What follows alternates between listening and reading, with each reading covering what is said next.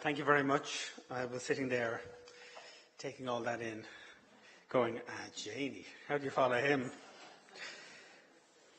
Fantastic. I've never seen a graph like that. That was a brilliant graph. The first one's the uppy-downy one. My. And I come from an economics background to begin with, so all of that stuff was probably aimed at people like I used to be. Well, we'll see. I thought that was really fascinating. I thought that Laura's stuff was really fascinating. I think it's like motherhood and apple pie when you hear about the issues, when you look at the news, you see what's going on around the world, and you think about the impact of the changes, and you realize how invisible some of it is, like these gases in the air, but it's not invisible when you look at the impact in terms of the environment or in terms of our lives or in terms of our threats and so on.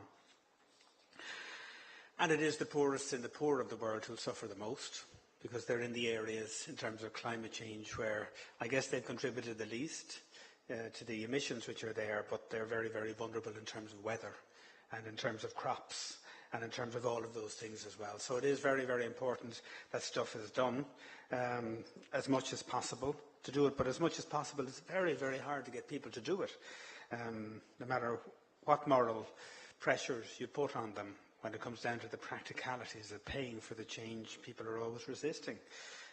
When it comes to the practical issues in terms of we want to put up a windmill here, it could go on forever. If you decide you need to put a pylon here, you can stop a city for a week with the protests. So there are no easy choices. It's easy to see the pictures, and that was a most impressive example in a very short period of time of some of the big issues which are just overwhelming, I think, in terms of what we have to deal with. But everybody thinks somebody else is going to deal with it. They like it to be dealt with, but they don't really want to do it themselves because they don't want to put up with the intrusions of the infrastructure or the costs in terms of the changes. And to some extent, some of that is probably what I'm going to say here. So I'll start with saying, did you know that the Liberty Hall in Dublin, you know where SIPTU's building is, it's 60 metres high. And it's also 17.5 metres across at the bottom and 17.5 metres across at the bottom. So it's a square. And you're saying, well, why would I even know that? Well, I know it because I was looking one day, now, and John mentioned something there about one of his slides, the amount of ice which is coming from the Antarctic ice sheets. I think it was 150 billion tonnes, he was saying. Well, I came across a newer report from new analysis about a month and a half ago, which was published in the Geographical Research Letters by scientists using the most recent data from the European Space Agency's spacecraft Cryosat. And they were saying 160 billion. So I was saying 160 billion tonnes of ice. I've got to explain that to people. What does that mean? And in all honesty, 160 billion tonnes of ice meant nothing to me. I couldn't visualize what 160 billion tonnes of ice was. And this is coming every year. The pace of the reduction in the ice sheet is accelerated and maybe very, very significantly faster than what people thought on the basis of these things. So I began to say, well, how would you visualize what's going on? And I thought of Liberty Hall. I thought it looks like a blooming ice cube, actually, if you really stand back and you look at it far enough. So I said, okay, 17.5 by 17.5 by 60. And I went back to my second year, third year mathematics, and I said, I know how you can get the cubic capacity of the Liberty Hall. And I multiplied them together, and it's 8,375 cubic meters. And then I said, well, how much is a ton of ice? Well, very handy. Like a ton of ice is a meter squared of ice, because of the way water, 1 gram and 1 cc and all that kind of stuff. So I said, well, that's great. So I was able to calculate the weight of ice if Liberty Hall was it. And then I said, well, how much is 160 billion tonnes of ice? And it turns out it's 8.7 million ice cubes the size of Liberty Hall. Every year, that's melting. I said, yes, I can now visualize that, and that's just the Antarctic ice sheet. It's got nothing to do with Greenland, and it's not the glaciers and so on. It's just a huge amount of ice. If you put Liberty Hall ice cubes end to end, you go around the world 13 times every year with the amount that's been melted. If you think about it, you could go to the moon and a third of the way back with that distance of ice every year of ice cubes. If you think about it in terms of, John was mentioning and showed all the graphs about all our houses being swamped. Like, if it was 160 billion tonnes of ice, an area the size of Ireland, 84,000 square kilometres, you'd bury it under 2 metres of water every single year with that amount of ice. That's 20 metres in a decade. And it's accelerating. So it is huge. And when you think about the impact of that, I think, to me, it's not a question of whether it's like we get it all the time. You know, the BBC have been dealing with it lately in terms of saying, in terms of balance on environmental debates, it's become very controversial that they've just recently said that we don't believe that we should be having a one-for-one climate skeptic on every time we have somebody talking about the environment, because the science is now so strong that you don't have to do this balance anymore. And it's become very controversial in the UK. We haven't had that conversation in RTE, but every time we do put a climate story on, we'll get somebody on saying something opposite as well, on the phone or on an email and so on. But I think when you think about, that's about whether or not it's man-made climate change. When you think about what's going on, that level of ice melt, it doesn't seem to matter to me, really, whether it's man-made or otherwise. That's almost academic in one sense. It does matter because it does. But it's really, what are we going to do about it when these people come on and complain that we blame them for climate change? What are we going to do about it is the issue. And I guess on that front, there are no easy answers. That the EPA has pointed out, and Laura was making the point, that we're not going to achieve our targets, and John also made that point too, by 2020. The targets that we have been given, that it's impossible really to get Ireland's emissions down to anything like that level. And as the economy recovers, which we all hope it will, you're going to have more jobs, more transport, more distribution, more economic activity, more electricity consumption, more emissions. You know, and we're faced with what John was just describing. What are we going to do about it? So it's a really, really difficult challenge. You know, per capita, I think Ireland is calculated as having the 4th highest greenhouse gas emissions in Europe. Thanks, of course, to our agricultural output, which I'll come back to. So when I look at it, I think that we could do more, because we must do more. You know, at the end of the day, we're doing as much as a lot of countries in Europe are doing, but we could do an awful lot more. I'll give you an example on environmental taxes. You know, if governments use taxation from time to time to encourage economic change and behavioural change, you know, you'd expect to see environmental taxes, if we're very serious about this issue, go up as a proportion of GDP. It hasn't gone up at all since the year 2000. It's floating around 2.5% of GDP are environmental taxes. When you look at environmental taxes as a proportion of overall taxes and social insurance, again, you wouldn't be very impressed. You would think that not enough effort is going on. You know, and by those environmental taxes, the kind of things that economists talk about are things like the taxes on petrol and diesel, the taxes on electricity, the National Oil Reserve Agency level, carbon taxes, vehicle registration tax, air travel tax, motor tax, plastic bag levy, landfill levies, fishery protection, all of those things. When you add them all together, you'll find that it's about €4.1 billion a year. And that really is about 8.7% of our overall taxes, which is quite low compared to where it would have been a couple of years ago. So on that front, it says, well, maybe we could do more if we were really serious about trying to change people's behaviour. And that is a typical instrument that governments use to encourage people to do the right thing. And we don't appear to have been doing it as aggressively if we were really serious about the challenge that we have just been presented with. We could possibly do more on that. But when you do think about that, and without getting too hard on ourselves, I think it's worth just stopping for a second and saying, OK, are we that bad compared to everybody else? And when you compare our environmental taxes across the EU, you find that as a proportion of overall taxes, we're not doing that badly, actually, overall. If you look at what other countries are doing, the only 3 other European countries, in only 3 others, do environmental taxes account for a larger overall share than ours. So, yeah, we can do more, but so can everybody else. And we may kind of look at that and feel a bit guilty because maybe we should be doing more, that the story is so stark. But we're not at the bottom of the queue. We're actually ahead of the game in terms of our environmental tax burden compared to most other countries, bar 3, in the European Union. You know, just for information, it's Bulgaria, Slovenia and the Netherlands have a higher proportion of environmental taxes compared to the rest of the taxation system. So I think that that's worth bearing in mind.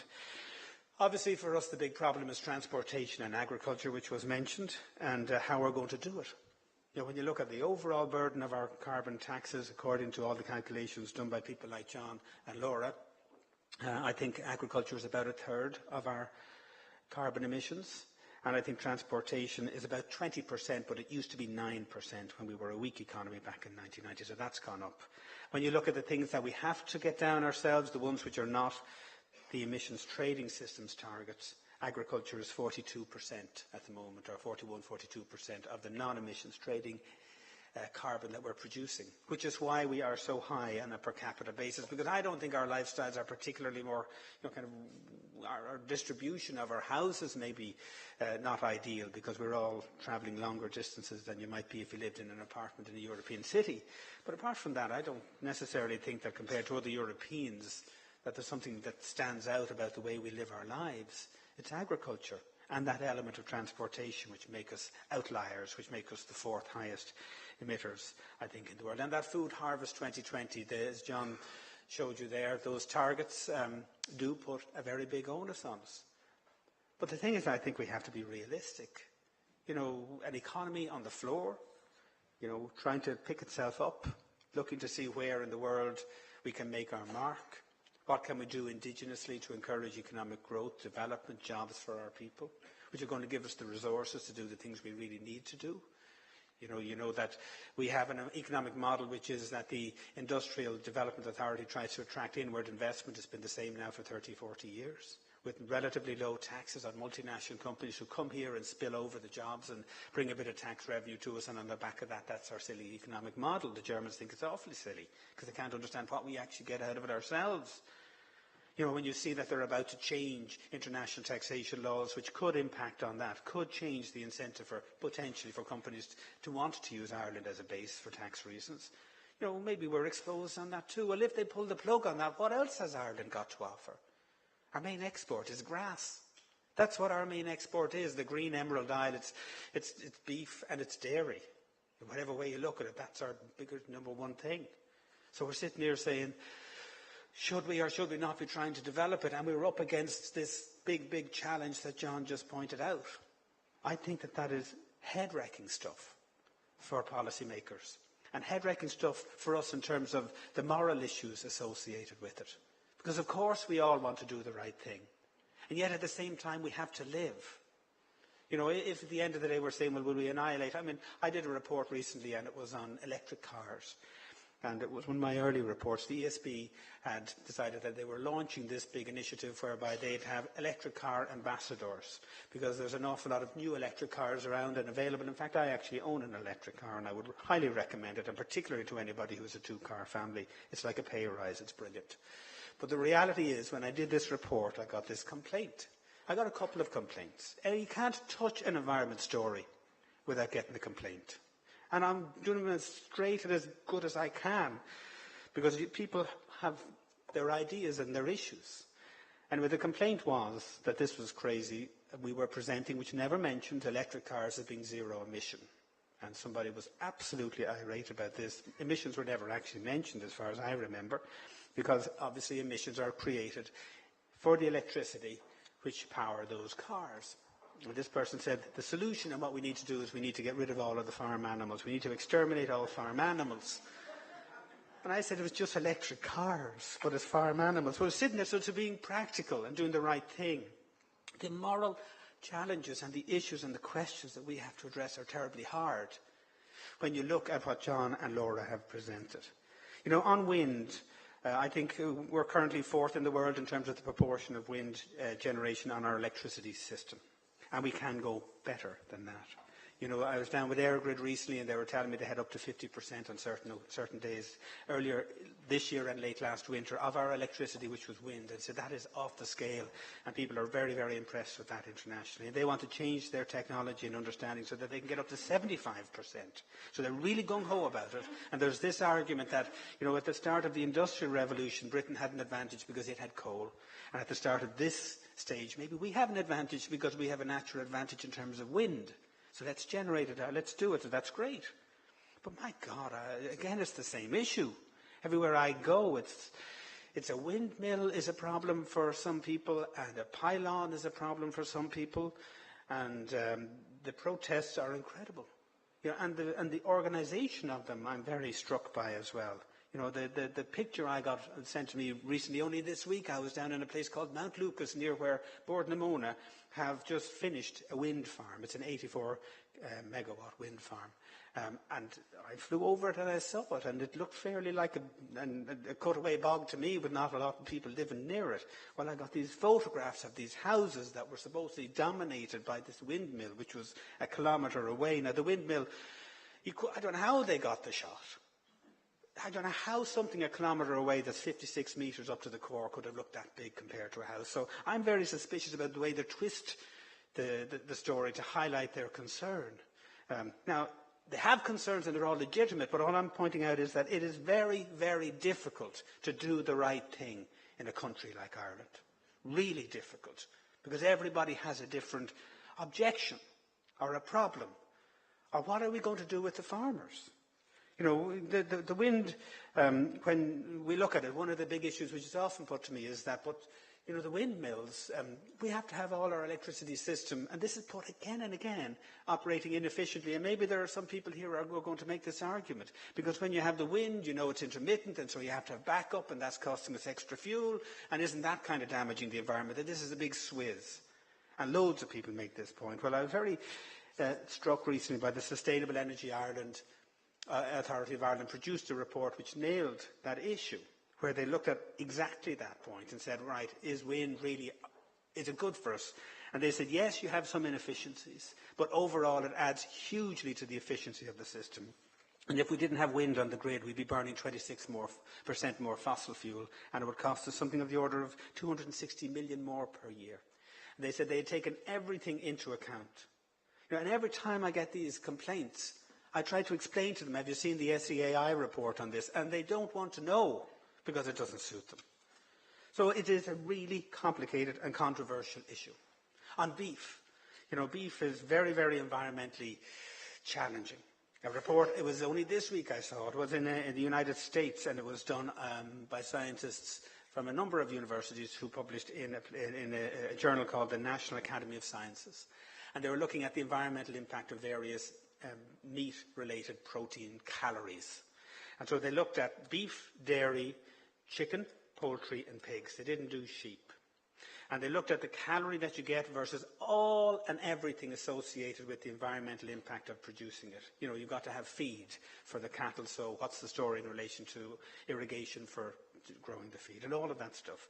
So they looked at it all and they find that, and this is where it is a challenge for us. They say that beef calories require 28 times more land, 11 times more irrigation water, 6 times more fertilizer than the average of all of the other livestock categories considered. So it's off the scale in terms of its environmental burden. And if you were to do it in terms of staple crops, it says that beef requires 160 times more land, 8 times more irrigation water. It produces 11 times more greenhouse gases, and it requires 19 times more fertilizers. But we're not all going to become vegetarians. They made the point in this report that when the Chinese and the Indians start having more of our westernized diet, it's going to have an impact in terms of carbon emissions, because they're going to be looking for beef-related products and dairy. So maybe we should be working to try and get them not to change their diet. Maybe that's something we should try and do. And we're not going to be different in relation to that. I can't see our beef industry disappearing. And at the same time, I'm struck by why some of these want to be in the beef industry. Teagasc recently produced the Farm Income Survey, the most recent one for last year. And beef farmers are down at an average farm income of €9,500.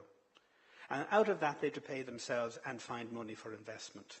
And when you think about it, you're saying the Environmental Protection Agency said we should have better land management because the government says that, and we need to do this, that and the other. And you're a beef farmer and you're saying, that I made €9,500 last year, and they're coming down telling me what I'm to do.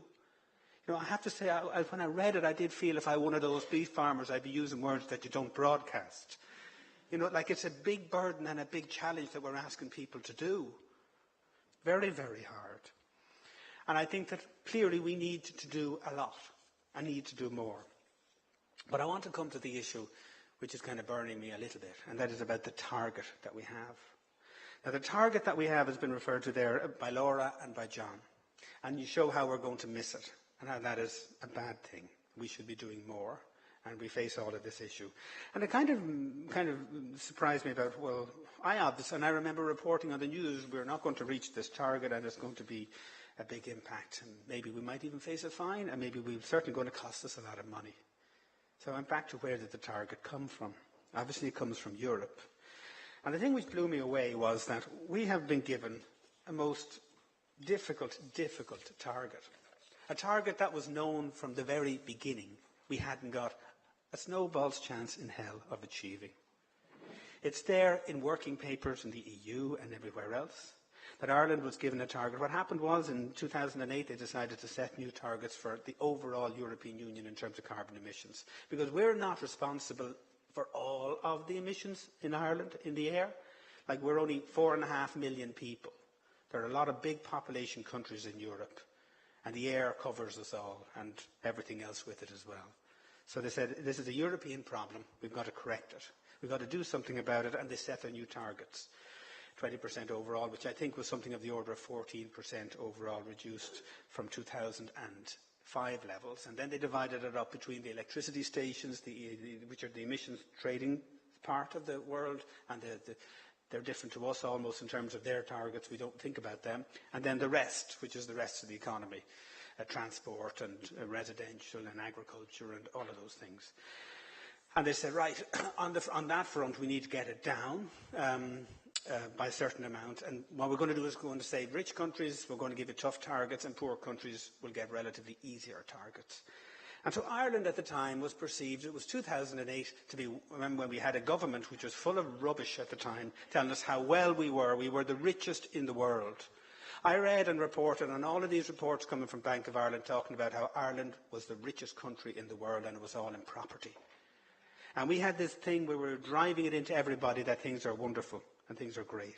And we had ministers going around saying that, and the pensions that they were building up and everything, then nobody's getting anything like that anymore. And we went to Europe, and these ministers went to Europe and said, yeah, we're a very rich country.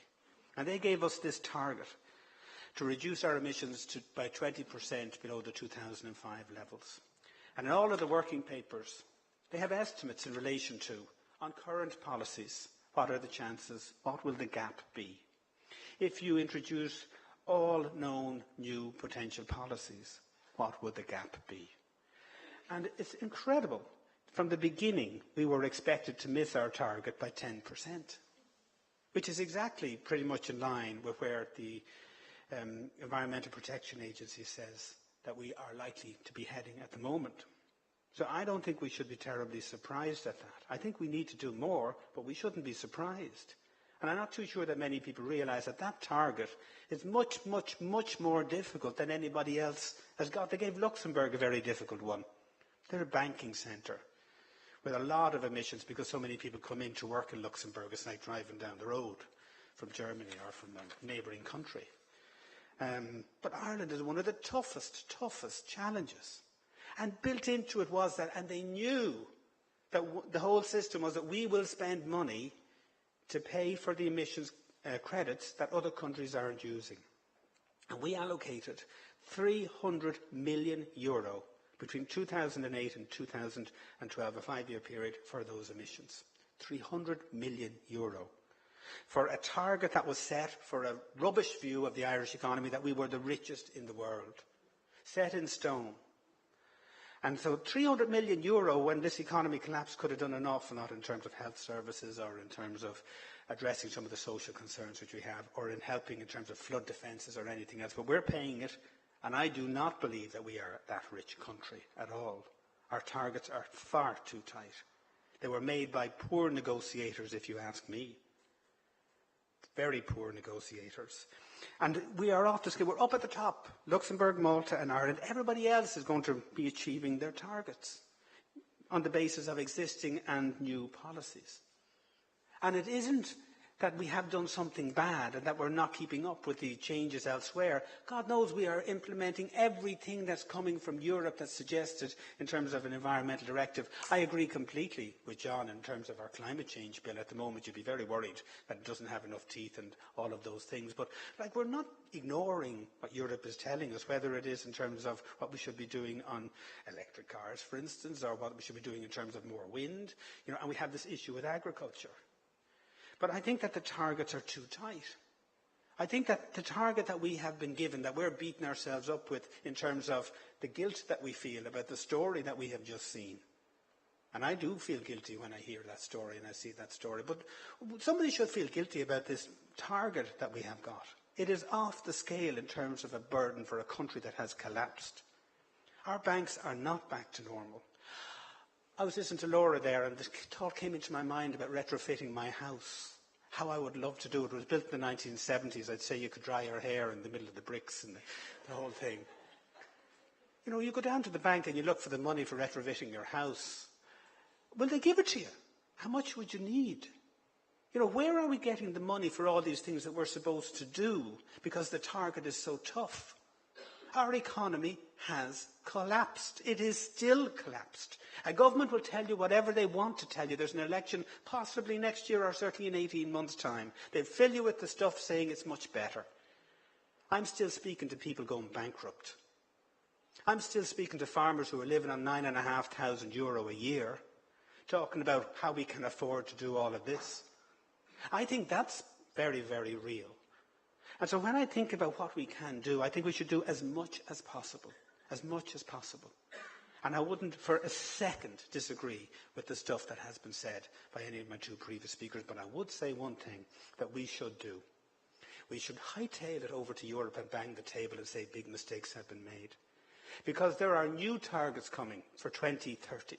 And we're going to have to get our carbon emissions down by 40% as the overall target. What's the burden going to be on us? I'm not saying that we shouldn't be burdened. I'm saying it should be fair. I'm saying that the big population countries who have an easy ride in relation to the 2020 targets compared to us. Why? Because some ministers who were filling us with rubbish in 2007 and 8 went over and filled them with rubbish in 2007 and 8 about how much we could afford and how strong this country was going to be and how endlessly we were going to grow the way we were going to grow. I was listening the other morning to the story about Argentina almost back in bankruptcy.